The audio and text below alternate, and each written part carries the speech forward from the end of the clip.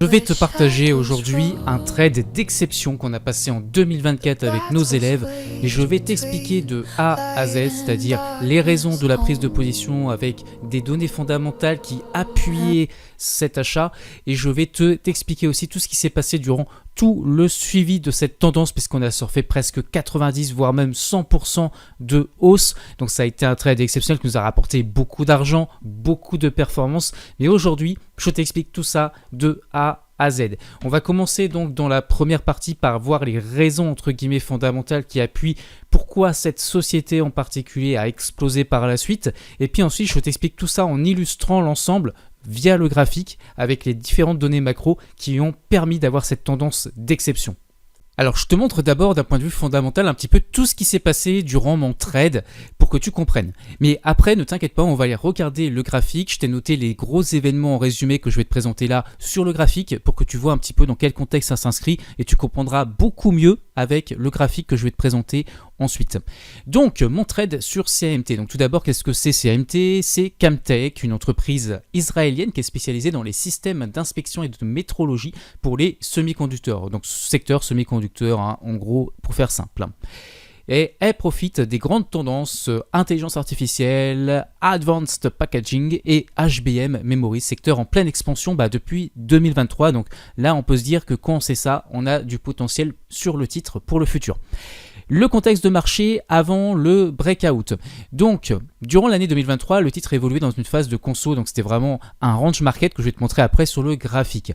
Le secteur des semi-conducteurs commençait à repartir à la hausse avec le boom de l'IA, donc notamment tout ce qui est Nvidia, TSMC, etc. Mais Camtek restait encore comme une valeur oubliée. En fin 2023, et c'est là que j'ai commencé à m'intéresser au titre, le marché commençait à anticiper une accélération du cycle des équipements semi-conducteurs, notamment avec l'inspection des wafers destinés aux mémoires HBM. Donc ensuite, il y a ma prise de position. Là, on va aller voir en décembre 2023 le catalyseur du breakout, parce que vous allez voir que techniquement, il y avait un breakout d'un pivot bien défini.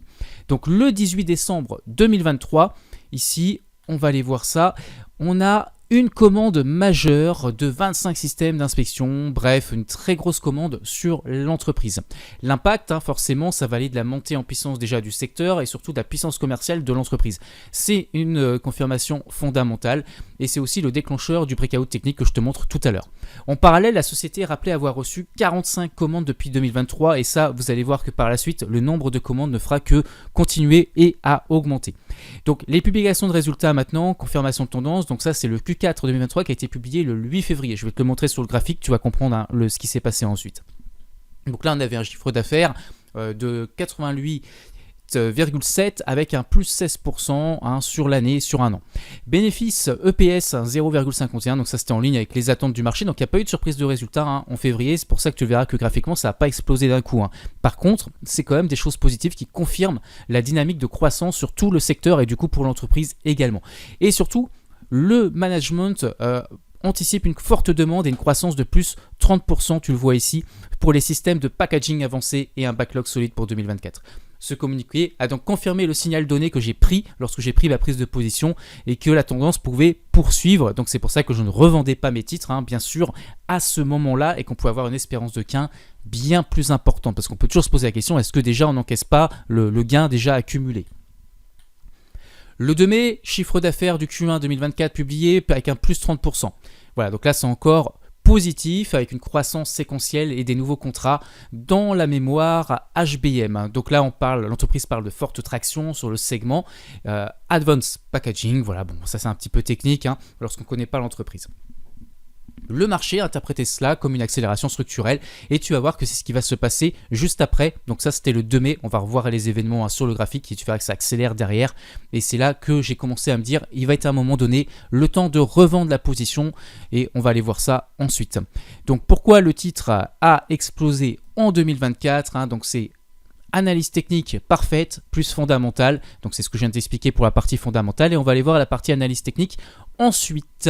Des croissances bien sûr et un secteur qui se réveille d'une manière générale. Et donc là à la fin je t'ai résumé sur ce trade d'anthologie, c'est setup technique, donc range travaillé depuis plusieurs semaines, résistance clairement identifiée, breakout confirmé avec des volumes, on va le voir après, catalyseur fondamental, grosse commande validant la thèse de croissance, renforcement sur pullback ici, et puis enfin sortie partielle, bon ça peu importe, après ça c'est mon plan de trade moi qui m'a fait surtout sortir de position, mais en estimant le potentiel encore de croissance pour savoir est-ce que vraiment ça peut monter encore très haut ou est-ce que ça sent le retour de bâton, et vous verrez d'ailleurs graphiquement on aura un gros retour de bâton suite à ma sortie de position.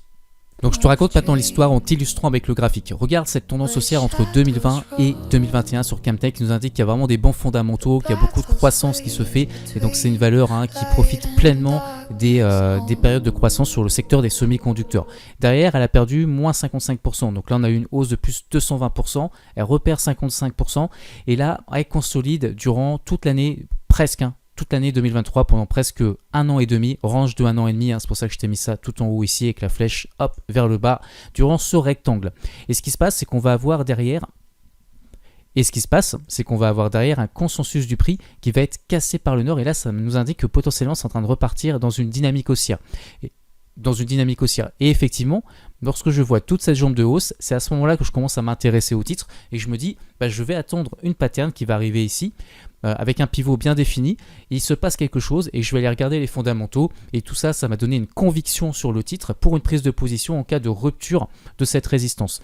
Donc je vais te montrer ensuite en journalier, mais pour que tu vois un petit peu ce qui s'est passé par la suite. Voilà la tendance qu'on a surfée. D'ailleurs tu vois derrière ça sera complètement effondré parce que là on était vraiment survalorisé pour le coup. Eh bien, il y a eu beaucoup de news qui sont arrivées durant la tendance. Donc, on va aller voir ça du coup sur l'unité de temps journalière. Hop, donc je t'en remets dans le contexte. Donc là, à ce moment-là, je m'intéresse au titre, mais je me dis, je vais certainement pas rentrer là. Je ne sais pas si ça va continuer de monter. Je vais pas rentrer là parce que je me dis, ça a déjà beaucoup monté, donc c'est trop haut. Donc là, ce que j'attends, c'est une grosse correction. Et cette grosse correction, elle arrive ici durant le mois d'octobre 2023. C'est souvent en octobre qu'on a des corrections. Et donc là, je commence à m'intéresser au titre. Alors, j'aurais pu l'acheter ici en me disant, elle était sous-valorisée, mais elle était pas, il n'y avait pas la marge de sécurité, donc je l'ai pas fait. Donc j'ai voulu passer plutôt en swing trading plutôt qu'en mode investisseur. Et donc là, j'ai attendu. Et là, qu'est-ce qui se passe? Regardez le rectangle que je vous dessine.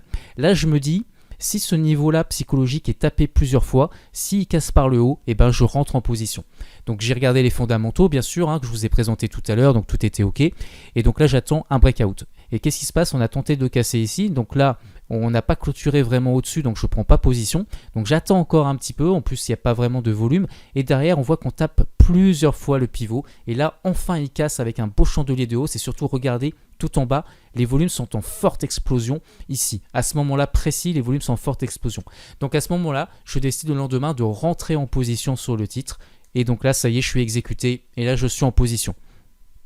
Derrière, on va avancer un petit peu, donc ça demande un peu de patience, mais là, ça commence à décoller. Je commence déjà à être en plus-value de manière hyper intéressante, puisque je ne sais pas si je peux vous montrer ici en termes de pourcentage, déjà à ce stade, ici, déjà je suis à plus 16% assez rapidement en quelques jours, quelques séances. Bon, derrière, ici, on a une publication de résultats qui nous indique un CA en forte augmentation de plus 16%. Bon, c'est le Q4 2023, donc ça a été publié en février 2024. Forte demande des anticipations de croissance de plus 30%. Donc ça, c'est ce que l'entreprise nous communique et anticipe pour l'avenir. Donc là, ça nous dit qu'il peut avoir beaucoup de potentiel. C'est pour ça qu'à ce moment-là, je ne revends pas ma position. Je vois que ça consolide, tu vois, je vois même que ça baisse, mais je ne revends pas parce que je me dis que ça peut aller beaucoup plus haut grâce aux anticipations de croissance. Donc là, je me mets en mode plan de trading. J'ai un plan de trade pour surfer la tendance que Cédric Froment nous a enseigné, que j'enseigne maintenant à nos élèves. Et donc là, vous qui regardez cette vidéo d'ailleurs, vous allez sûrement la voir aussi. Et donc là, je commence à me dire, je garde l'action. Derrière, ça demande de la patience, parce que là, vous voyez que ça, on consolide pendant longtemps, on peut douter, on peut dire, ouais, mais on anticipe 30%, mais il se passe rien. Mais en fait, il faut juste patienter. On était en mars, on a été en février 2024, là, on est en avril, on patiente quelques mois, on a déjà pris des gains. Voilà, on patiente et c'est à ce moment-là que ça se met à décoller. C'est lorsque le Q1 2024 est sorti avec un CA de plus 30%, encore une fois, qui confirme déjà les anticipations de croissance. Et là, à ce moment-là, c'est la confirmation. Et là, ça se met à décoller de manière très forte, très forte, très forte. Et nous, on sera sorti de position avec les élèves. Alors, pas à plus 100%, pas tout en haut, on va pas se mentir, mais on devait être à plus 90% de mémoire. Donc, plus 90%, ça nous amènerait à peu près ici. Voilà, on est sorti là en fait, on est sorti cette séance-là entre les deux. Hein. C'était soit le 3 juillet, soit le 4 juillet, bon peu importe, on s'en moque. En tout cas, on a passé un très bel été parce que là, on a encaissé un gros gain sur cette position, puis derrière surtout, elle s'est complètement crashée.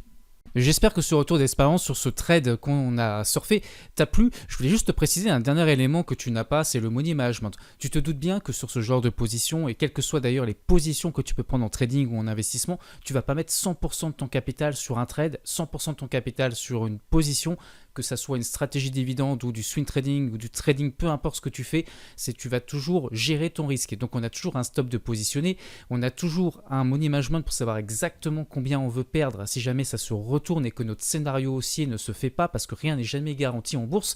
Et donc sur un trade comme ça, même si on surfe plus 90 ou plus 100%, peu importe de hausse, en fait ça ne nous rapporte pas ça sur notre performance globale. Ça va nous rapporter, sur un gros trade comme ça nous rapporte peut-être 5%, 5,5% de performance, et c'est déjà très bien. Ça veut dire que tu en passes 4 par an comme ça, et bah ça y est, tu as déjà plus 20% d'assuré de performance. Et nous, cette année-là, en 2024, on a fait plus 60% parce qu'on a surfé plusieurs positions dans ce type-là. Et tu te doutes bien que quand tu as la chance dans un bull market d'avoir plein de positions de ce type, et bah forcément, ça peut aller très vite dans ta performance. Voilà, donc ça c'était pour le petit rappel. Merci d'avoir suivi cette vidéo et à très bientôt.